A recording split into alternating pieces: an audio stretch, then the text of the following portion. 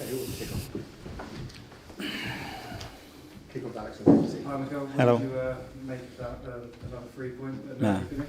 Very happy with the performance, individually and collectively, so dominant. We were a big threat.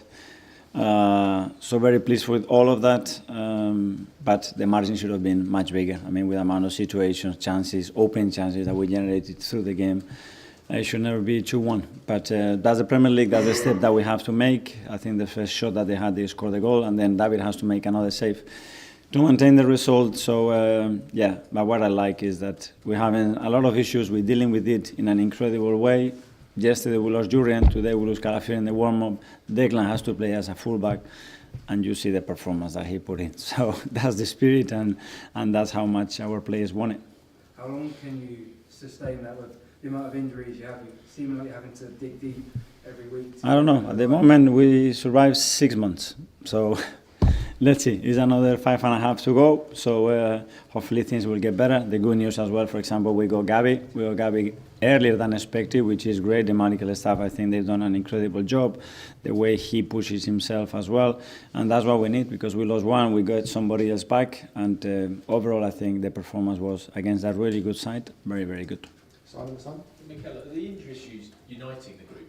Yes, because as well there are injuries with Jurien. He landed awkwardly, and there's something with Ricky was something as well very, very strange. And yeah, but you speak to Dicklane and tell him he needs to play there or as a right winger, and he said, okay, I'm up for the challenge. I'm going to do my best, and the attitude is great to witness.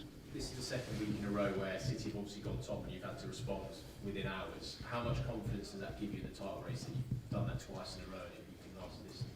But we can only control what we do, and we are doing a lot of good things. There are things that we have to improve as well to have the margins better. We need more players back as well to have better option and maintain the team very, very fresh. And every 3 days is going to be a challenge, and we are up for it. Okay, James, CBS. Hi, Miguel. You alluded to it in that first question, but if you keep performing this way, keep creating the shots and chances you do you feel like a very big statement win will come quite soon? Well, it has to be, because we have a lot of quality. But what I like is the way we play, the way we produce, how willing the players are to take that initiative, that aggression to make things happen. Because this is a very, very difficult team to play against, and I think we've done really well for the majority of the game. Tom from London. Mikel, could you talk a little bit about the process when you lose a player in the warm-up and the process to then picking a new player and how that goes? And panic set in, or you're very confident that plan B, C, D is going to be correct? No, well, it's something that we have prepared, because we know that it can happen. So when I give the lineup, I always tell the boys, and the day before is be ready, because this is football, this is the Premier League, and anything can happen. Somebody now can get a bug, and an hour later he cannot play, and you have to be in the right mental frame to be able to perform immediately and don't go through that disappointment. And that's what the players are doing. And what was the issue with Rishi? It's something that he felt yesterday. It's something very awkward that happened, and today in the warm-up he wasn't comfortable. James, yes, You talked about margin should have been bigger. I think you said the same thing against Palace. Obviously, 1 goal wins against Everton, Wolves. When was the last time you felt comfortable in a game? Comfortable in this league? Well, that's a big word. But yeah, when the scoreline is bigger, but hopefully I don't have to use it that often. But do you sort of feel that kind of nervous energy in the game? I mean, when was the last time as a manager you was... With the crowd, you mean?